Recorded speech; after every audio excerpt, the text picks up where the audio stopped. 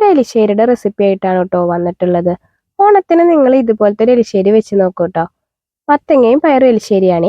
അതിന് വേണ്ടിയിട്ട് മത്തങ്ങ അതേ നമ്മൾ കഷ്ണങ്ങളാക്കി വെച്ചിട്ടുണ്ട്. അതുപോലെ തലേ ദിവസം കുതിർത്ത് വെച്ച പയറാണ് കേട്ടോ. ഇതാകുമ്പോൾ പെട്ടെന്ന് വെന്ത് കിട്ടാൻ വേണ്ടിയിട്ടാണ് തലേ ദിവസം കുതിർത്ത് വെച്ചിട്ടുള്ളത്. ഇത് നമ്മൾ കഴുകി വൃത്തിയാക്കി ഒരു കുക്കറിലേക്ക് ചേർക്കുക. അതിലേക്ക് ആവശ്യത്തിന് വെള്ളവും ചേർക്കുക. അതുപോലെ തന്നെ പാകത്തിന് ഉപ്പും ചേർക്കുക. ഞാനിവിടെ കല്ലുപ്പാട്ടോ ചേർക്കുന്നത്. ഇത് അടച്ച് വേവിക്കുക. 4 വിസിൽ വരുന്നവരെ വേവിച്ച് വിസിൽ പൂർണ്ണമായും പോയ ശേഷം തുറന്നു നോക്കുക. ഇതേപ്പോൾ നമ്മുടെ പയറൊക്കെ വെന്തിട്ടുണ്ട് കേട്ടോ.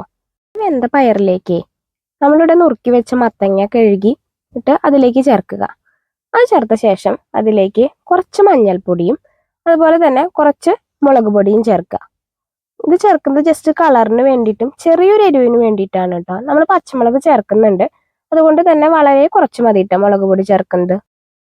മുളക് പൊടിയും മഞ്ഞൾപ്പൊടിയും ചേർത്ത ശേഷം നമ്മൾ കുക്കർ അടച്ച് വേവിക്കുക. വിസിലൊന്നും വരണ്ട, സാധാ പോലെ ജസ്റ്റ് മൂടി വെച്ച് വേവിച്ചാൽ മതി. ഈ മത്തങ്ങ വെന്ത് വരുന്ന സമയത്തേക്ക് നമുക്കിതിലേക്കുള്ള അരപ്പ് തയ്യാറാക്കാം. അതിനായിട്ട് ജീരകം, വെളുത്തുള്ളി, പച്ചമുളക്, നാളികേരം, വേപ്പിലയാണ് എടുത്തിട്ടുള്ളത്. ജീരകവും വേപ്പിലയും ഒന്ന് ചതച്ചെടുക്കുക. അതിലേക്ക് 2 അല്ലി വെളുത്തുള്ളി മതി കേട്ടോ, അതിൽ കൂടരുത്. ഒരു 3-4 പച്ചമുളകും കൂടി ചേർത്ത് അരയ്ക്കുക.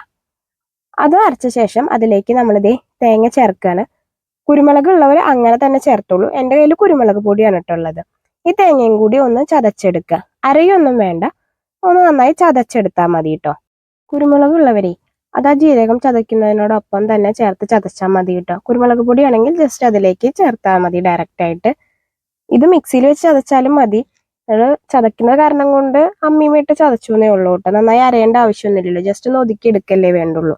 ഇത് നന്നായി ചതച്ച ശേഷം നമ്മുടെ മത്തങ്ങയും പയറും കൂടി വെന്തതില്ലേ അതിലേക്ക് ചേർക്കാം കേട്ടോ. ഇതിപ്പോൾ മത്തങ്ങയും പയറും വെന്തിട്ടുണ്ട്. അതിലേക്ക് നമ്മൾ ഇതേ തേങ്ങ ചതച്ചത് ചേർക്കുകയാണ്. അതിനോടൊപ്പം തന്നെ ഈ തേങ്ങ ഒന്ന് വേവുന്നതിന് വേണ്ടിയിട്ട് കുറച്ച് വെള്ളം ചേർക്കുക. ഈ സമയത്ത് ഇതിൽ വെള്ളമില്ലെങ്കിൽ ചേർക്കാം കേട്ടോ. കുറച്ച് വെള്ളം കൂടി ഒഴിച്ച് വേവിക്കുക. ഈ സമയത്ത് നമുക്ക് ഉപ്പില്ലെങ്കിൽ അതും കൂടി ചേർക്കാം കേട്ടോ.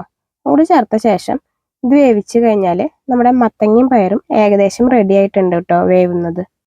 ഈ വെന്ത് വരുന്ന മത്തങ്ങയും പയറും തേങ്ങയും കൂട്ടിലേക്ക് നമ്മൾ ഇപ്പോഴാട്ടോ കുരുമുളക് പൊടി ചേർക്കുന്നത്. പൊടിയായ കാരണം കൊണ്ടാണ് ഇപ്പോൾ ചേർക്കുന്നത്. അതും ചേർത്ത് ഇളക്കി കഴിഞ്ഞാൽ നമ്മുടെ മത്തങ്ങയും പയറും വെന്ത് സെറ്റായിട്ടുണ്ട്. ഇനി ഇത് വറവിടാം. അതിനായിട്ട് ഒരു ചീഞ്ചട്ടിയിൽ എണ്ണ ചൂടാക്കിയിട്ട് കുറച്ച് കടുകും വേപ്പിൻ്റെ ഇലയും പൊട്ടിക്കുക. ഉണക്കമുളകും ചേർത്തോളൂ കേട്ടോ. അതിലേക്ക് ഇത്തിരി തേങ്ങ, ഇത്തിരി മതി കേട്ടോ, ഒരു ടേസ്റ്റിന് വേണ്ടിയിട്ടാണ്. ആ തേങ്ങയും കൂടിയും വറുത്ത് ചേർക്കുക.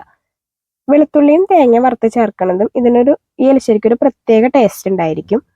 ഇതും കൂടി ചേർത്ത് ഇളക്കി കഴിഞ്ഞാൽ നമ്മുടെ എലിശ്ശേരി റെഡി ആയിട്ടുണ്ട് കേട്ടോ.